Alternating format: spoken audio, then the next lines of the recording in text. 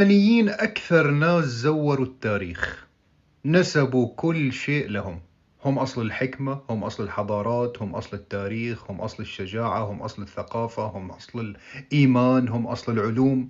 كل هذا ولم يخرج في اليمن نبي واحد، ولا جاء شاعر يمني قال معلقة من بيتين.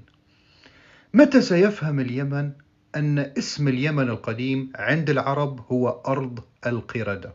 والدليل من كتاب البداية والنهاية لابن كثير. في الجزء الثامن الصفحة 115 يقول عمر بن الخطاب رضي الله عنه لكعب الأحبار اليمني الذي جاء من حضرموت: لتتركن الحديث أو لألحقنك بأرض القرود. هل يعقل أن تكون اليمن أصل العرب وعمر بن الخطاب من روس العرب ويسميها أرض القرود؟